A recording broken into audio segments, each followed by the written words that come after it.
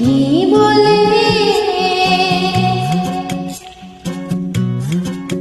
माझं नाव घेऊन जा, माझं काम घेऊन जा, माझा राम घेऊन जा, माझं श्याम घेऊन जा, माझं नाम घेऊन जा, माझं काम घेऊन जा, माझा राम घेऊन जा, माझं श्याम घेऊन जा. काल रात्री आला माझ्या घरी एक चोर येऊन